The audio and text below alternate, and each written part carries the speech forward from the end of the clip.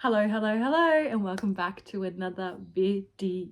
Today's video is going to be a reading vlog, and we are going to be reading 3 books that are actually new releases, which I anticipate to be 5-star reads. Fingers crossed. Let's chat about the books that I am going to be reading in this vlog. I don't know how much actual filming I will get done because sometimes I'll be reading and there'll be other people around and I'm just not that confident in filming. I feel like people are probably gonna guess if you know what I have been reading and what I have been loving and series that I love, then I think you're gonna guess probably 2 out of the 3. But the first one I'll start off with is actually an author that I have never read before. I have been hearing amazing things about this author, especially a previous book, but I just can never get my hands on that book. It is always sold out whenever I go to get it. Anyway, she has just come out with a new book in the last couple of months and I got my hands on it straight away. But I was waiting for this reading vlog to be able to read it because the other books in this reading vlog that I was waiting for to do this have only just released on the 28th of May. Today is the 5th of June and they have actually just only arrived my pre-order yesterday in the mail. So we are finally going to get into it. I have got a stacked TBR this month. These are the 2 new releases that have just released. Were always going to be on my TBR for June. So let's just explain the books. So like I said, an author I haven't read before. The first book is Promise Me Sunshine by Cara Bastone. Now this sings to me. I have read this synopsis and I am just like, this just sounds right up my alley and a book that I would just really enjoy. This book is about Lenny and her best friend Lou has actually passed away. She's kind of left with all these things, like she's avoiding parents, her apartment, and the list of things to do to be able to find herself and enjoy herself again. She started babysitting a little girl called Ainsley. Ainsley has an uncle called Miles. Lenny thinks he's kind of a jerk, purely because she thinks that Miles can just see straight through her and knows what's going on and is trying to bring her back to be able to live her life again, to find herself again. And with Miles' help, she thinks that, you know, she will be able to find herself again and she will be able to move on and start living her life again. So I just think that this is going to be such a beautiful story. Like I said, I've never read anything by this author before, but as soon as I read the synopsis when this was released, I'm like, this honestly sounds like a 5-star read to me and I need to get this book. So that's book 1. The next book is the 6th book in a series, Releasing 10 by Chloe Walsh. This is Lizzie's story, Lizzie and Hugh. If you haven't read this series, what are you doing? Go and read it. I am really nervous to read this one because you know how sometimes in a series there's someone and they're pegged out to be like the bad guy. In this case, Lizzie is pegged out to be the one that everyone is frustrated with, you know, how they kind of just like deal with her and grit their teeth. That's Lizzie. Obviously, if you've read the series, especially in the last book, Taming 7, which was Gibbsy's story, you would realize, because we see a lot more of her in that book because of their conflict, there is a lot going on behind the scenes with Lizzie that we don't know about. There is a lot of trauma, there's a lot of grief, there is a lot of mental health issues, there is so much going on. And I am just so intrigued to finally read her story because yeah, I am guilty. In previous books, I'm like, I do not like Lizzie, but I have known that there is something there that's going to come out when she gets a book, and we've finally gotten her book. I feel like I'm probably not emotionally stable enough to read this book, so this is probably going to go last in the pecking order for this video, and I haven't seen spoilers, but I have been seeing so many TikToks and reels where people film themselves reading the last couple of chapters of this book and everyone is just bawling. I'm a big softie. I myself have been through mental illness stuff and I just think that this book is really going to get me and really going to affect me in a bad way. I'm going to be a mess. The final book that I have got in this video today, we are going to be reading again. I am so sad about this one. I am so excited to read because I am so excited for this character's book finally, but it's the last book in the series, and this series for me has been, it's a 5-star series. Like, I love every single book. Honestly, it's worked my way up equal with the Chestnut Spring series. That has been my favorite series, no questions asked, for so long. But now I've finally got another series that's sharing the top tier with it, and that is the Windy City series. This is the 5th and final book, Rewind It Back by Liz Tomford, and this is Rio's book.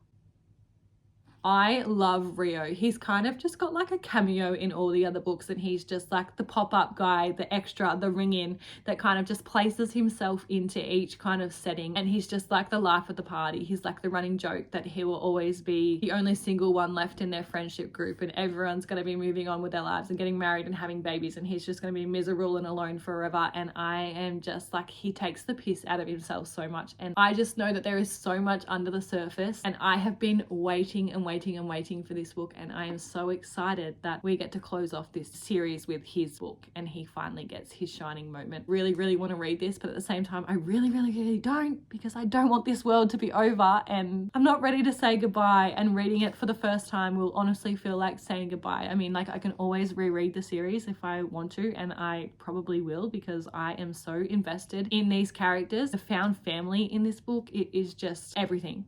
Everything to me. I love this series so much. Just because I know that this one is going to be such an emotional read, like, I think I'm going to put this one off. Like, and obviously it's like a big chunker.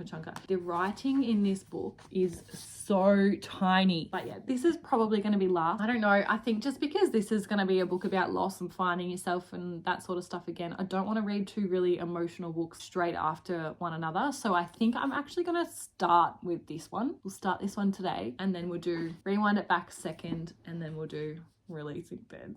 Oh.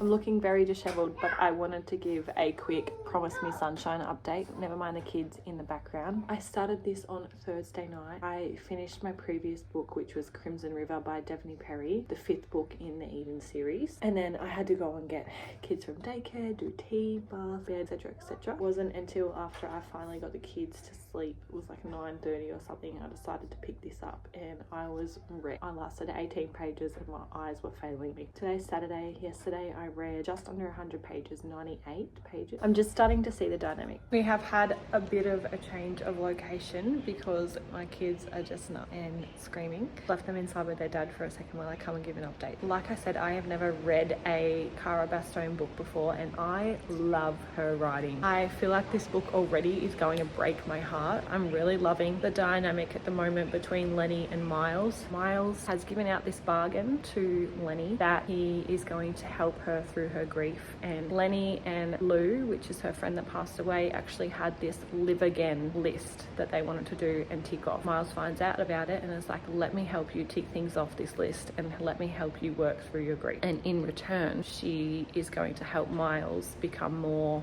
approachable and kind and caring and just interpersonal skills to be able to relate to, because he really wants to get to know his sister, and more so really wants to be a part of his niece's life and to be able to care for her and have that warm kind of energy that she can come to. So yeah, that's kind of what I'm up to at the moment. I just love her writing.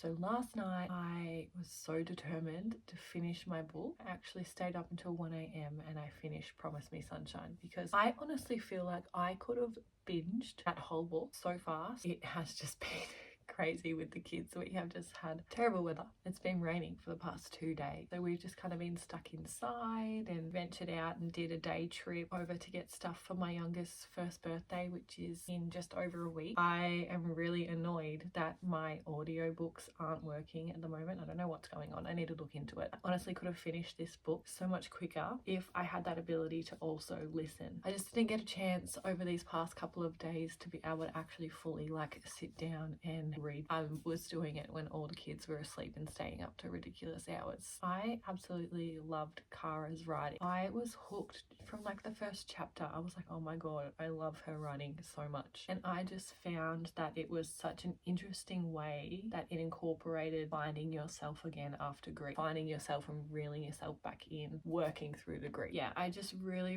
love Miles and Lenny's story. Absolutely love that Miles and Lenny had this like bargain to help each other out, and that it honestly worked out in both of their favors, and they also got a happy ending as well. And it was just, I honestly wouldn't even say that this is technically a romance book. Like, I don't know, the romance was not until like the last 20% of the book, because it's just a story about working through emotions and feelings after losing someone. But yeah, obviously trigger warnings. This book talks about death, grief, and also cancer, but almost like they kind of trauma bonded in a way, because everything that Miles was teaching Lenny, he had obviously been through after losing 2 of his family members, well, 3 of his family members in the end. She's also kind of bringing him back to life, because he's been dealing with it all alone, and he still hasn't taken that next step to get himself back as well. And it's just so nice. Also, had never read anything that covers grief and recovering from grief like this before. I don't know why I didn't give it a 5 stars, but I gave it a 4. Just didn't give me that 5-star feeling. Anyway, we are moving on to our next one, and that is Rewind It Back by Liz Tomford. I am planning on starting this one today. I don't know how much I'm gonna actually read, but tomorrow I have all 3 kids at daycare, so you best believe I'm gonna be sitting down for like 2 or 3 hours and just reading. Really just feel like I need it at the moment. We've just had some tough nights with the kids and long days, and I am just, you can probably see from my bags and my disheveled hair that's not even brushed, it's just been put up. I'm kind of in survival mode a little bit at the moment. I am planning on just doing the necessities tomorrow, washing dishes, cook tea, and that is it. I am so attached to this friendship group. The found family honestly keeps bringing me back. Like, I just want to go to Chicago and be in their friendship group. I am really, really excited to read this one, but yeah, like, I'm so sad for this universe to end, and I know I can always come back and do a reread, but it's just not the same as reading it for the first time. Even just the dedication for this book. Here's to the 10 characters, 5 couples, 3 teams, 2 sets of siblings, and 1 amazing friend group that changed my life. This one is dedicated to you, the readers. Thank you for hanging out in Chicago with me.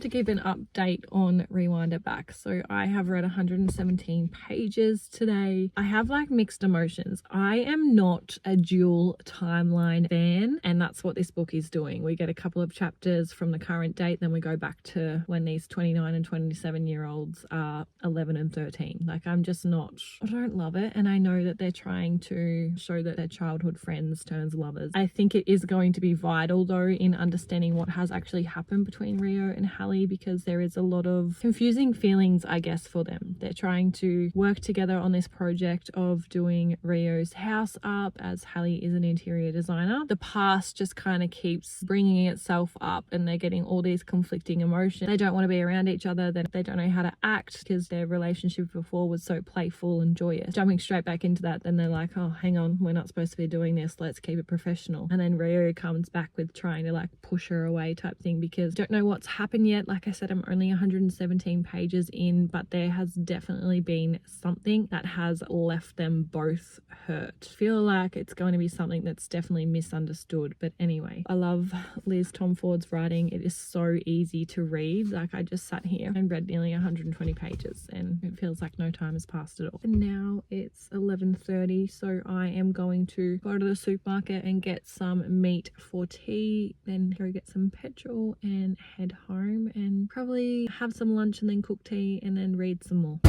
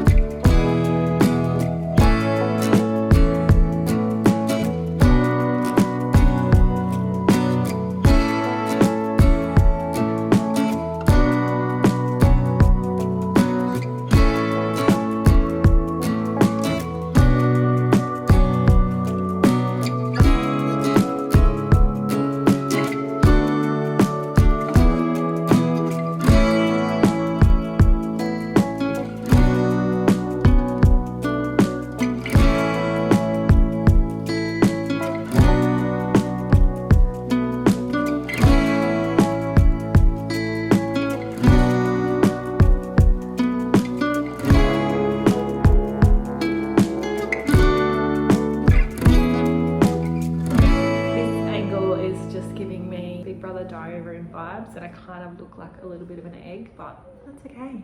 I wanted to give an update on Rewind It Back because I finished yesterday and finished the last page and shut the book and had a little bit of a cry. So I was so sad that it was over. I got a call from daycare and one of the kids has gastro. So it's been a night of constantly changing clothes, poo explosions, projectile vomiting, all the good stuff, you know? So yeah, I just haven't had a chance to talk about the books. I honestly just don't even know where to start in regards to that book because it just gave me so many emotions. When I first started the book, I told you guys that I do not love a dual timeline, but this book has convinced me otherwise because it was done in such a perfect way that it wasn't reliant on constantly jumping back 10 years. Some books do that and it's just like one chapter present, one chapter back in time. This one was kind of done really well where it was every 5 chapters we'd go back and see what they were like at 12 years old, and another 5 goes, then we'd go see what happened at 13 years old. Like it wasn't just constantly going back, you were getting a lot more of the present than the past. First off, I was so excited to finally get Rio's book. I have loved him in all. He's more prevalent in The Right Move because he's Indy's best friend. You kind of just always see him as like this goofy guy. Everyone thinks he goes on all these dates and just has constant one-night stands, but that is very, very far from the truth. This was just the perfect second chance romance, in my opinion. I may be biased because I'm obsessed with this series. I honestly felt like being the last book, sometimes they rely on crossing all their T's and dotting all their I's, if that makes sense, before the book finishes. But this was done in such a way where you feel like you're a part of the family, and that is my favorite aspect of this series and reminds me of the Chestnut Spring series in a way, is that there's just this really strong sense of found family of all these people turning into couples and then turning into this big family of 10, and then obviously some kids and stuff around. And I just absolutely, I'm just obsessed with the found family because it just makes you feel like you're a part of the friendship group. I feel like I could go to Chicago and I'd walk down the street and be like, hey Rio, hey Ryan, hey Xanders, hey Kai, hi Isaiah. I would just feel like I know them and I'm part of their group. I'm honestly obsessed with this series. It is a 5-star series to me, and my rating for this final book was just an absolute no-brainer, 5 stars. It was the perfect book to have as the final book in the series. The epilogue, I loved the epilogue and the way that it tied everything together. Like those last 2 or 3 pages, my heart was so warm, but it was also like cracking a bit because I was just so upset that it was over. It was just the nicest, coziest feeling when I finally finished. But then I also had a moment which my camera cut out because I was getting a phone call, but I had a bit of a cry because I was just so sad that I am not going to read one of these books out of this series for the first time again. And that just broke my heart. But I have my Ride or Die series in the Chestnut Spring series, and this has now gone up there with Top Spot. Like it is equal. If I'm going to recommend a series to you, it's going to be one of them too. This whole series honestly just gave me 5-star feelings. I had 3 5-star books in this series, 1 4.75 and 1 4.5. Not one book rated under 4.5 is just amazing, isn't it? I was putting off that book because I didn't want the series to end, but I just couldn't take it anymore. I just needed to find out Rio's story, and Rio and Hallie are just goals.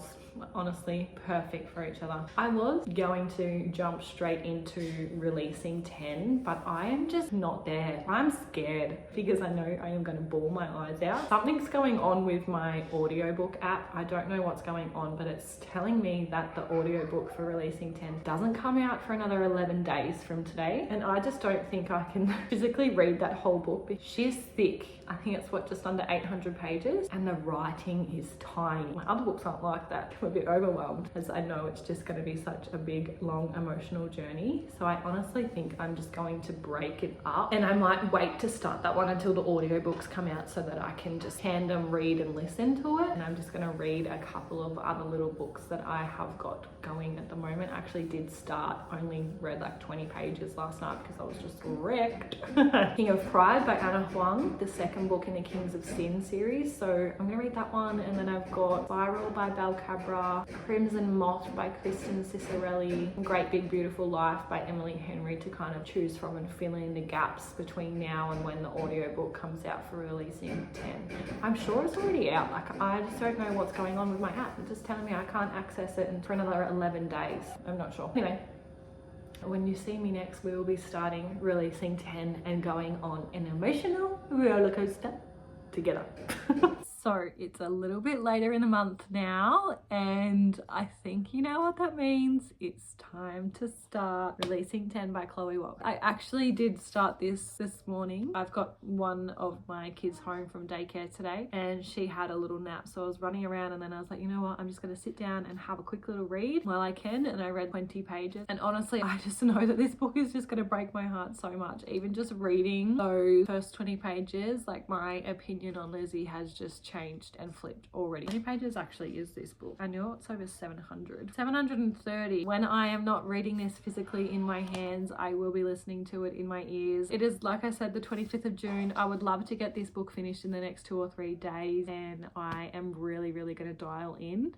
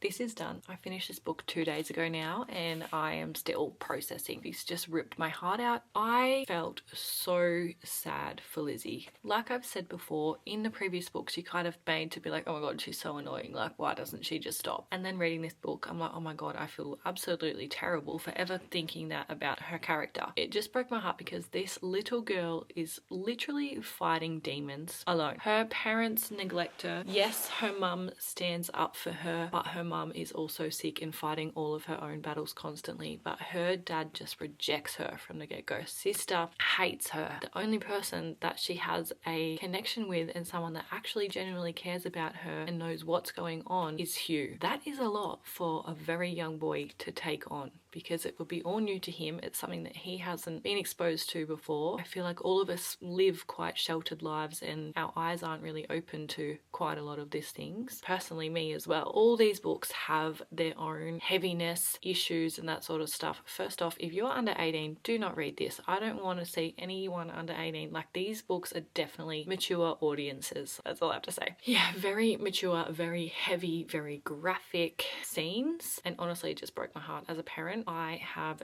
3 young kids, with my eldest being 3, and I just think he's 3, and if he was going through this sort of stuff and these sorts of things were happening and he was exposed to all of this, and if I was just to turn my back, like, what? That's neglect. That is honestly neglect, and that just made me so bloody sad for Lizzie. I formed a connection with her. It gave me my motherly instincts that I just wanted to wrap her up and protect her and just help her in so many ways. It really just broke my heart. And yes, it is long. It's like 730 pages with really small writing, but I just flew through it. I think I ended up reading it in 3 or 4 days. I love the audiobooks for this. I just think they're done so well. Hugh, what an angel. And yes, the ending broke me. We obviously know that there has to be another one of Liz and Hugh's story, because at the end of Taming 7, obviously things come out and we're in the current present tense. There becomes quite this divide. However, with this book, I don't even think that Shannon has started at Tom and College yet. Johnny is definitely in his phase of sleeping around. So there is still quite a lot to catch up on. I always was curious as to what exactly Hugh and Lizzie's history was. What this history was, I did not expect it. I obviously knew that something had happened between them, but he still had like this protective instinct to go to her, which we see throughout the other books. So I'm like, I was curious as to what exactly happened. But yeah, this book explains all that. And I was honestly shocked. I did not guess that they would have been romantically involved and that this was the history. They have so much history. So that ending obviously broke my heart. I mean, you could obviously guess what was going to happen by the title. As we all know, Finding 13, Keeping 13. Number 13, Johnny's footy jumper. Saving 6, Redeeming 6, 6. Joey's number. Taming 7, 7. Gibbsy's number. Releasing 10, Huey, number 10. And releasing 10, letting go of Hugh. We can all guess. I am so happy that we finally got Liz and Hugh's backstory, but I'm like, oh my God, get me back to the present tense. I actually saw something the other day and Chloe Walsh come out and said that she's been taking a bit of a break from writing after the release of this book. However, there is going to be another Claire and Gibbsy's book. So I'm like, are we going to be jumping back into Claire and Gibbsy next, or are we going to get the next version of Liz and Hugh? But yeah, this just opened my eyes to bipolar, seeing it in a young kid and everything that she went through that have formed her decisions. And Mark, I've never read about a character that's make me hate them so much. And in the last book, in Taming 7 with Gibbsy's story, like, I was like, no, I hate you. Like, how could you do that? This book, even again, I had to like stop a few times and just take a breath, because I was just like, how could someone do that? I'm just, yeah, I was disgusted in his behavior. In no means disgusted at the book, because, you know, this is very real and raw stuff that people go through. Like I said, we all live in a sheltered world where this stuff is hidden from reality, but there are people out there that are like this. And just the fact that she was made out that this monster was all in her head when it was actually happening in reality just broke my heart. I call my middle child Munchkin. Do you think I can call her Munchkin again? No. If you know, you know. It was just a no-brainer that this book was going to be a 5-star. Like, how could it not be? And I only have one other 5-star in this series, and it is Keeping 13. If I had to kind of rank the books at the moment, it would be Keeping 13, Releasing 10, Finding 13, Redeeming 6, Taming 7, and then Saving 6. Didn't love Saving 6, the first book of Joey and Aoife. Definitely my least favourite. Anyway, that's a conclusion on this reading vlog. I have read 3 very, very good books in this, and I am so happy. I am actually now starting to film another reading vlog for the month of July, so stay tuned for that one. But thank you so much for watching. If you did like this video, make sure you give it a like, subscribe to my channel. It would mean the world to me. But for now, until next time, bye.